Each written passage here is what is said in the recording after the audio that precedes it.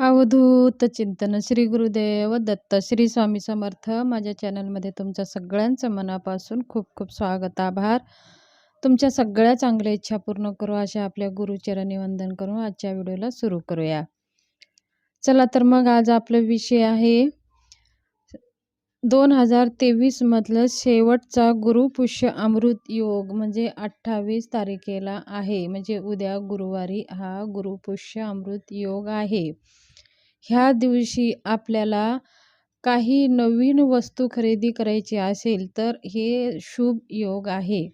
आणि आपण काही नवीन दुकानाचे उद्घाटन करायचं असेल किंवा आपण सोनं खरेदी करायचं असेल किंवा आपण गाडी खरेदी करायची असेल तर ह्या सगळ्या शुभ दिवसावरती शुभ मुहूर्त म्हणजे हा गुरुपुष्य अमृत योग.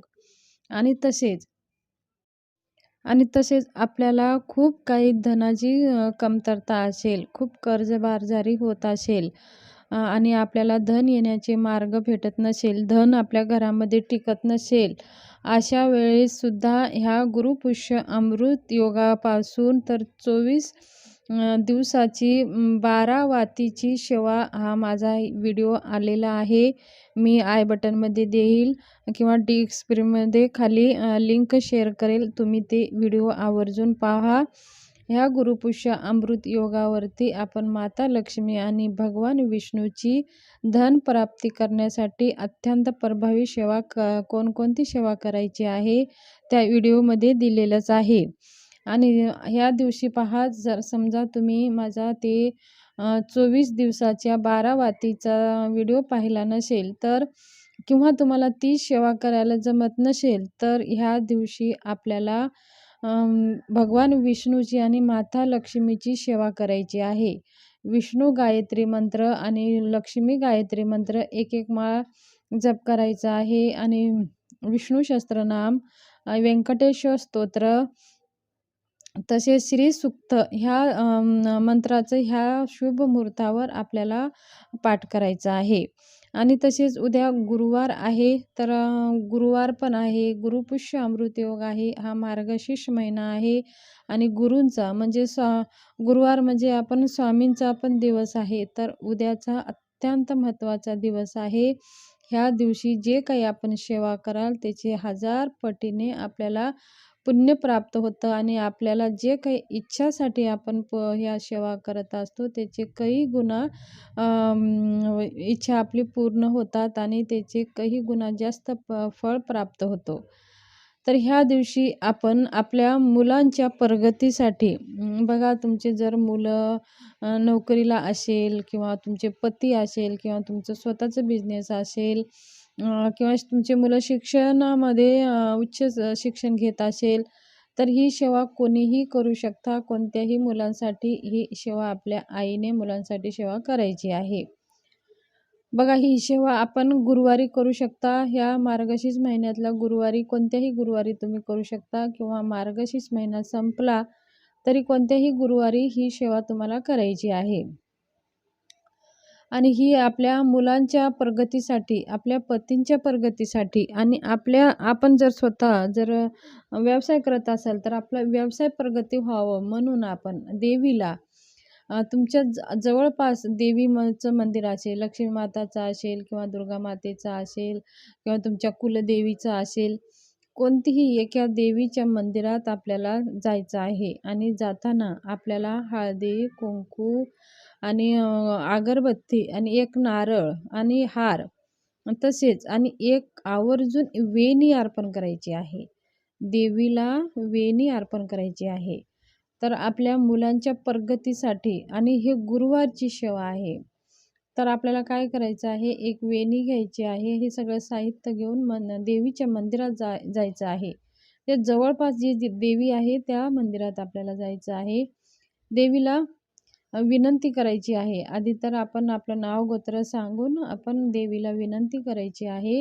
हे कुलदेवी माता, तू माझ्या परिवारचं रक्षण करणारी आहेस, तू सगळं ह्या सृष्टीचं चालवणारी आहेस, प्रत्येक क्षणाक्षणामध्ये प्रत्येक श्वासामध्ये तू आहेस आणि तू माझ्या मुलांचं रक्षण कर आणि माझ्या मुलांची प्रगती कर.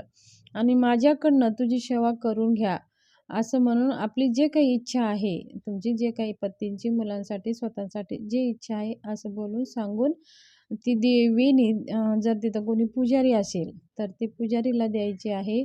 समजा पुजारी नसेल तर आपल्याला जर वाहता येत असेल तर व्हायची आहे देवीला.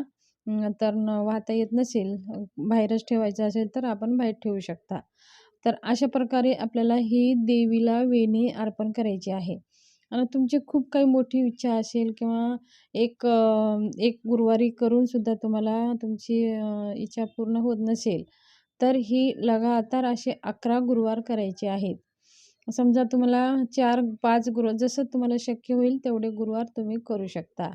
आणि समजा आता तुम्हाला 4-5 गुरुवारमध्येच अनुभव आले, तर तुम्ही जेवढे गुरुवारचे संकल्प केलेले आहेत, तेवढे पूर्ण गुरुवार कंप्लीट करा. म्हणजे काय होतं कधी-कधी आई भगवती आपल्यावर आपली प्रार्थना आपली हे पाहून देवी भगवती लवकर प्रसन्न होते आणि आपली 1-2 माळेमध्येच आपली इच्छा पूर्ण व्हायला सुरुवात होते. मग आपण विचार करतो, की बा आपण देवीला जे मागितलं आणि ते आपलं पूर्ण झालं. मग पुढची सेवा करायला आपण सोडून देतो. तर पहिल्या दिवशी संकल्प करायचा आहे 11 किंवा 5, 2, 1 जसं तुमची इच्छाशक्ती.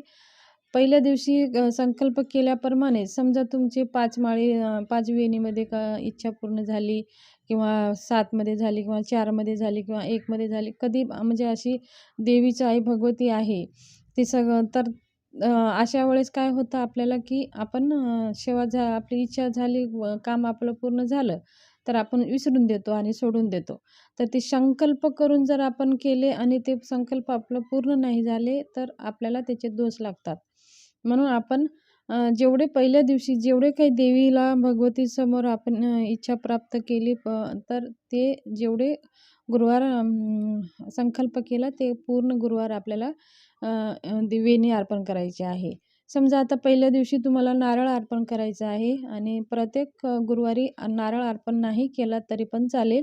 फक्त वेणी अर्पण करायची आहे आणि हळदी, कुंकू, अगरबत्ती, थोडंसं साखर, खडीसाखर प्रसादाला ठेवायचं आहे. अशा प्रकारे केला तरी पण चालेल. आणि तुमची इच्छा समजा आता पूर्ण झाली आणि देवी भगवती आपल्या कुलदेवीच्या कृपा आशीर्वादाने आपली इच्छा पूर्ण झाली, तर आपण शेवटच्या गुरुवारी देवीची खणा नारळानं वटी भरायची आहे. तुम्हाला माहितीच आहे नारळ, खण, एक नारळ, वटीचं सामान, बांगड्या, हिरव्या बांगड्या, हळदी, कुंकू आणि विडा आणि यथाशक्ती दक्षिणा म्हणजे ₹11, ₹21 यथाशक्ती जसं शक्य होईल. तुमची इच्छा पूर्ण झाली तर देवीची ओटी आवर्जून भरावी आणि हे शेवटच्या गुरुवारी आपल्याला करायचे आहे. तर खूप काही तुमच्या मुलाबद्दल हे आपल्या आईने जरूर आवर्जून करावा. उद्या आहे गुरुवार, मार्गशीर्ष महिन्यातला हा गुरुवार आहे.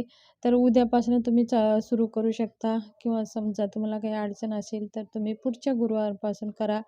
आणि जर माझा व्हिडिओ तुम्ही उशिरा पाहता, मार्गशीर्ष महिन्यातले गुरुवार करावं असं काही नाही. कोणत्याही गुरुवारपासून तुम्ही ही सेवा करू शकता. आपल्या मुलांची प्रगतीसाठी आणि पतींच्या प्रगतीसाठी ही अत्यंत प्रभावशाली सेवा आहे.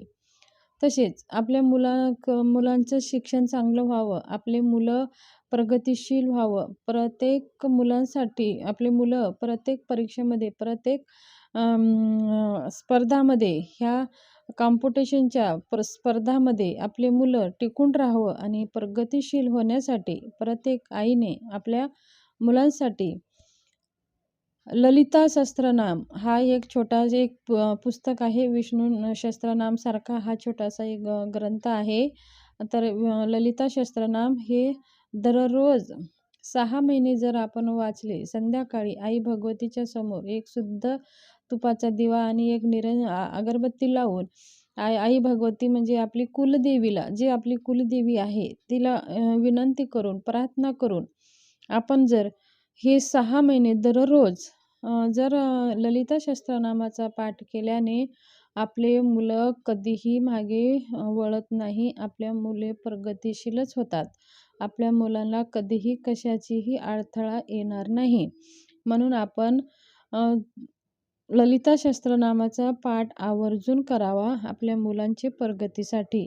आपल्या मुलांच्या बघा जे आई आपल्या मुलांसाठी ललिता सहस्त्रनामाचा पाठ करते, त्या मुलं बघा कुठल्या कुठे पोहोचून गेलेले आहेत. हे अनुभवसिद्ध ही सेवा आहे आणि हे दिंडोरी मार्गामध्ये ही सेवा सांगितली जाते आणि ह्या मार्गामध्ये आपले जे काही आईने मुलांसाठी सेवा करते, तर ते मुलं खूप म्हणजे असे जे पाहिजे आहे ते प्राप्त झालेलं आहे.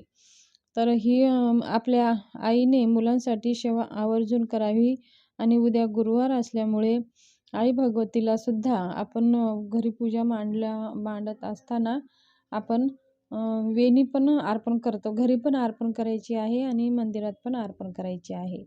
तर ही छोटीशी माहिती तुमच्याशी शेअर करायची होती. माझी माहिती कशी वाटली? आवडली असेल तर सबस्क्राईब करा.